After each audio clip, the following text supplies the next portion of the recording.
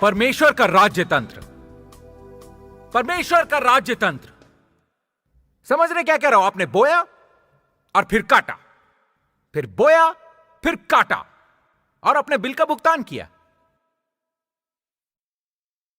आप अपने दम पर जिंदा हैं। परमेश्वर के काम का यही तरीका है।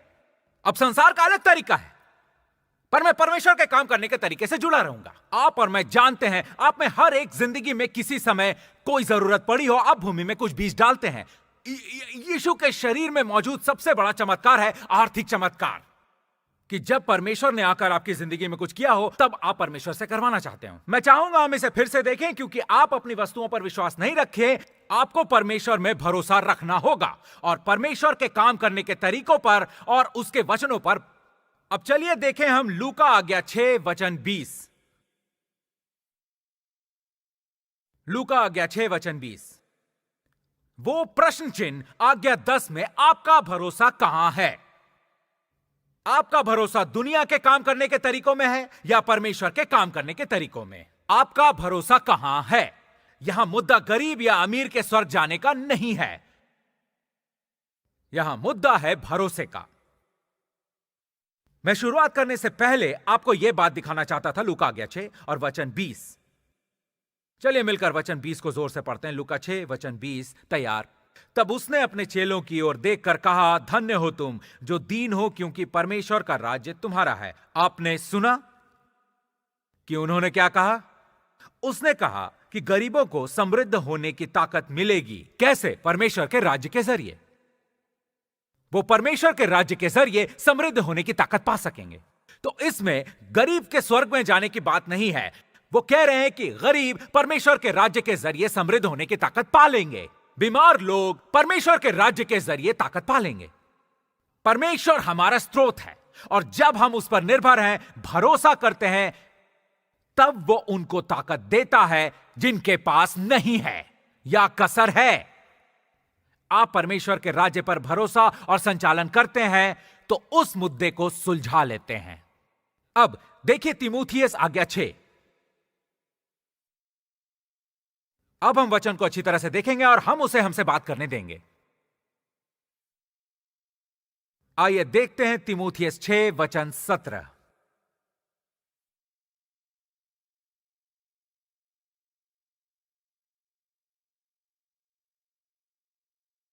हाँ, मुझे उस पन्ने को सुनना, यह पवित्र पुस्तक का अभ्यास है। आमीन।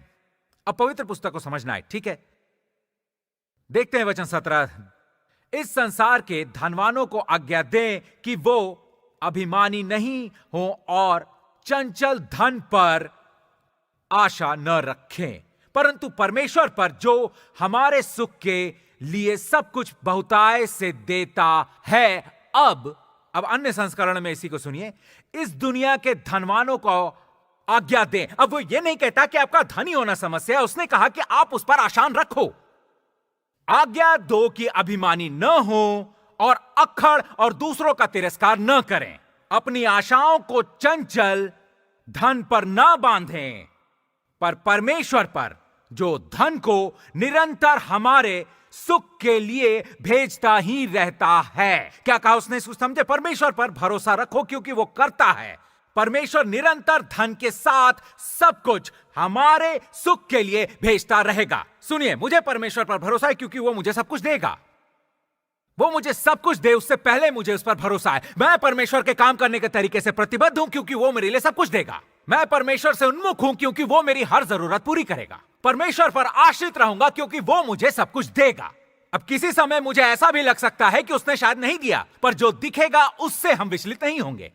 कई बार शायद हमें वैसा लग भी सकता है, आप पर हम लगने से विचलित नहीं होंगे। नहीं, हम पर सिर्फ वचनों का असर होगा। वो वचन हमारे भीतर तक समा चुके हैं, हमारे भीतर वो काम कर रहे हैं और परमेश्वर पर भरोसा है। कोई चिल्लाए, मुझे विश्वास है। और अब देखिए वो वचन 18 में क्या कहते हैं, और भलाई करें और भले कामों में धनी बने और उद्धार और सहायता देने में तत्पर हों। आने वाले समय के लिए अपने लिए एक अच्छी नींव रखकर वो अनंत जीवन के अधिकारी बनेंगे। इस तरह वो अपने लिए ऐसे निरंतर मिलने वाले धन से भविष्य के लिए अच्छी नींव रखते हैं, जिससे वो जीवन का सही आनंद ले सकें। देखा, अब हम बस यही करते हैं, हम भविष्य के लिए अच्छी नींव रख रहे हैं। अब मैं नहीं जानता कि इस दुनिया में किस तरह की अजीब चीजें होती रहेंगी, पर क्या आप जानते हैं क्या, तुम्हारी देखभाल की जाएगी क्योंकि आपने भविष्य के लिए अच्छी नींव रखी है, क्योंकि आपने भविष्य के लिए अच्छी नींव रखी है। जो कुछ आपने दान किया और कर्म किया उसके अनुसार ठीक रहेंगे। डर को आने की अनुमति मत दीजिए। दरअसल उस समाचार पर ध्यान नहीं दीजिए, वो सब बस सिर्फ बातचीत में ही लगे रहेंगे। चलिए देवी और सज्जनों, अपना मन बना ही लीजिए कि आपको परमेश्वर पर भरोसा है। जोर से बोलिएगा, मुझे परमेश्वर में भरोसा है।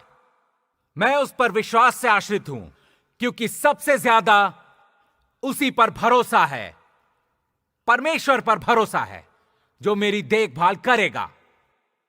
किसी और से ज्यादा, किसी से भी ज्यादा मुझे परमेश्वर पर भरोसा है, वो मेरी देखभाल करेगा।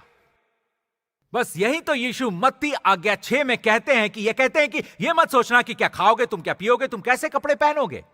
उसने कहा, आकाश के पक्षी वो ना बोते हैं, ना ही काटते हैं, ना ही खलिहानों में जमा करते हैं। उसने कहा, पर मैं उन्हें खिलाता हूं, उनकी देखभाल करता हूं। उसने कहा, चिंता ना करना अपने कपड़ों और पहनने की। उसने कहा, मैदानों के फूलों को देखो, वो सुलेमान के वैभव से बढ़कर अच्छे कपड़े पहनते हैं, उन्हें वो ढक कर रखता है। परमेश्वर कहते हैं कि मैं पहले ही तुम्हारी जरूरतों को जानता हूं, मैं तुम्हारी जरूरत जानता हूं। स्वर्गीय पिता आपकी हर जरूरत को जानता है। पहले परमेश्वर के राज्य को खोजो। वो क्या कह रहे हैं? भरोसा रखो, भरोसा रखो। मुझसे ज्यादा किसी और चीज पर भरोसा रखने की अनुमति खुद को मत दो। भरोसा रखो, मैं तुम्हारी देखभाल कर सकता हूं। परमेश्वर की महिमा। यह एक आम सुसमाचार है, पर मुझे आप में उसको जगाना है। यह मुश्किल काम नहीं है। परमेश्वर पर भरोसा है। भरोसा तो है, उठ जाओ। परमेश्वर में भरोसा है, काम पर चलिए। खुद को अपने हालात से शक्तिहीन होकर एक ही जगह पर अटके मत रहिए। परमेश्वर में भरोसा रखिए। फिर से कहिए, प्रभु में विश्वास है। फिर से कहिए, परमेश्वर पर विश्वास है।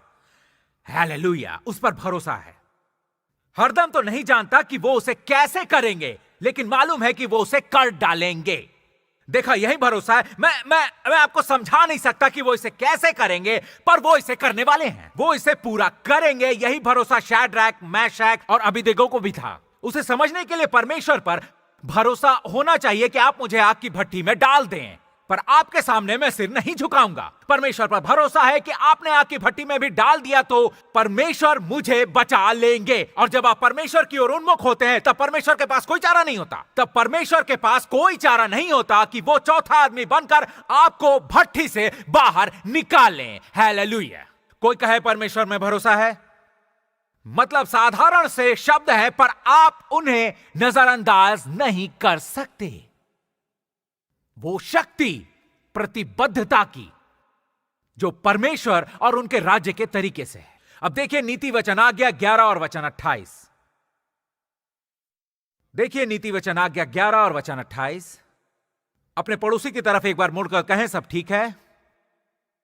ध्यान रहे, यह नहीं कहा कि होगा। हम विश्वास से चलते हैं, हम नहीं होने की बात नहीं करते।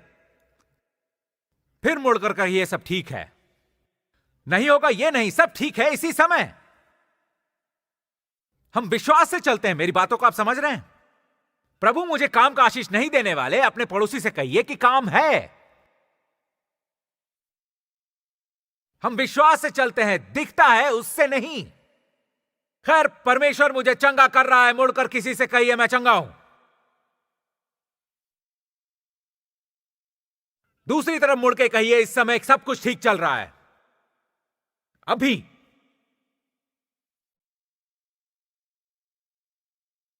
परमेश्वर पर भरोसा है। देखा, वचन पाते समय आप क्या कर रहे हैं? आप वचन पर अधिकार जमा रहे हैं। मालिक की तरह वचन को अपने वश में कर रहे हैं। पवित्र पुस्तक कहती है, उसकी पट्टियों से मैं चंगा हो गया। कहिए, चंगा हो गया। देखा, आप वचन नहीं पाते जब तक आप उस पर अधिकार नहीं जमाते और नहीं बदलते। कोई भी चीज आपको कभी बदल ना सकती हो। नहीं, परमेश्वर पर यकीन है। मुझे परमेश्वर पर यकीन है। परमेश्वर पर यकीन है। हालेलुया। परमेश्वर के कहे अनुसार उसमें पूरा विश्वास है। हालेलुया। परमेश्वर की महिमा। यही बात शैतान को दीवाना बना देती है। वो ऊपर बैठा तुमसे कहते सुनता है, तुम्हें कुछ मिला जो उसे दिखाई नहीं देती। लेकिन हमारा वचन को पाना उसके प्रकट होने पर आधारित नहीं है। वचन को हमारा पाना हमारे भरोसे पर आधारित है। हालेलुया। अब इससे आपका छोटा दिमाग फट जाएगा अगर आप परमेश्वर को अपने छोटे सीमित दिमाग से कभी नहीं समझ सकते। आपके दिमाग की बनावट उस आत्मा को समझ नहीं सकती। आत्मा की बातें आत्मा से ही जुड़ती है और आपको विश्वास को समझना होगा जो कहता है कि मेरे पास है क्यों परमेश्वर में भरोसा है। मैं ये देखने का इंतजार नहीं करूंगा कोई आकर कहे कि ये सब मेरे पास है तो आप बढ़कर उसे पा लेते हैं।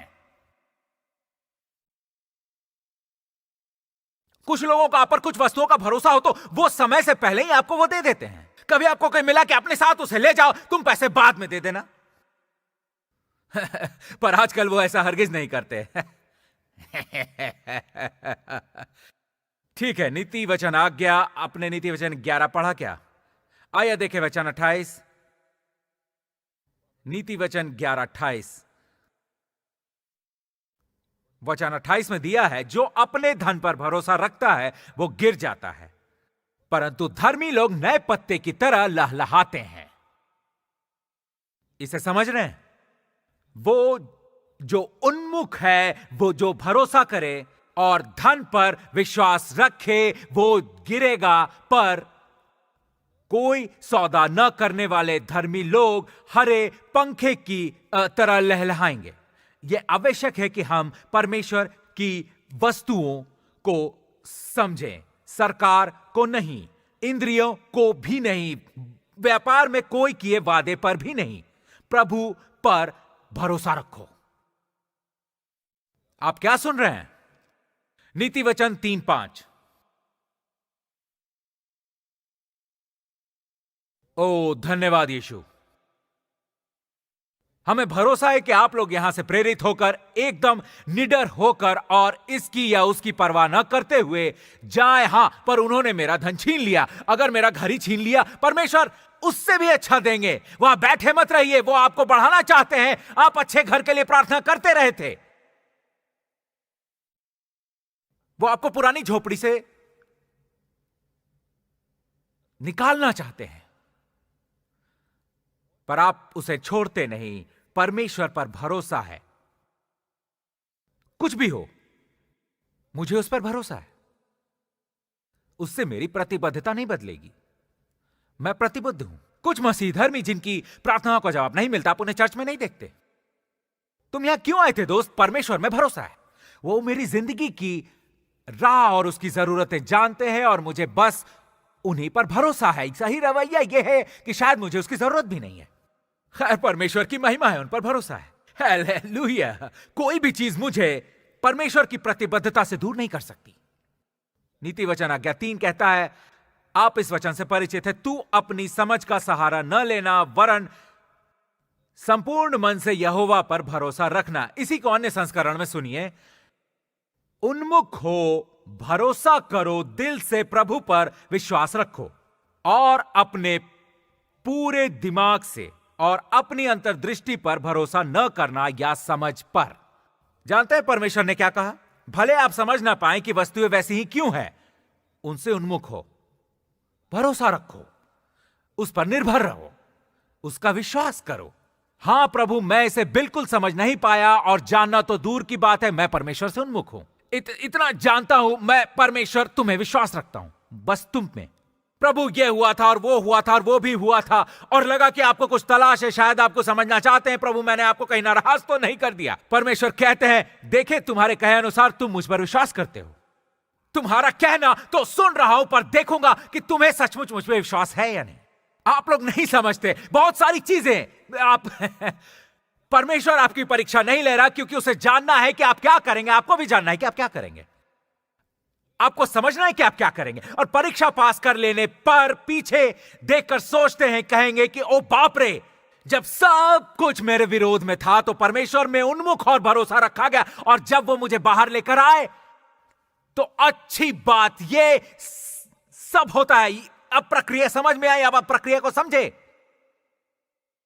अब आपको प्रक्रिया समझ में आई। अब चीजें आपको चुनौती देने लगे तो आपको थकावट सी महसूस नहीं होगी, क्योंकि आप किसी चीज की प्रार्थना करते हैं और परमेश्वर उसका उत्तर देते हैं। अब बस आपको अधिकार से लेने के लिए विकसित होना पड़ेगा। मैंने कहा अधिकार से लेने के पहले आपको विकसित होना पड़ेगा। हालेलुया, परमेश्वर की महिमा। अब आप एकदम विमान में बैठकर उड़ने नहीं लग जाते। वो आपको हमेशा के लिए हवालात में डाल देंगे। आपको समझना होगा कि आप क्या कर रहे हैं। वहां पर विकास की प्रक्रिया भी शुरू हो जाती है। प्रभु का सहारा लो, अपनी समझ का सहारा मत लो, प्रभु पर भरोसा रखो। अब चलिए तीमुथियुस आज्ञा 4 पर। हां, मैं ये आप में डालता रहूंगा जब तक कि आपकी आंख न खुले। परमेश्वर में भरोसा है। घर जाकर अपने बिल को देखें और समझ जाएंगे कि मुझे जो करना था मैंने क्या। परमेश्वर में भरोसा है। तीमुथियुस 4 और 10। अब मैं राजा जेम्स पढ़ूंगा और अन्य संस्करण।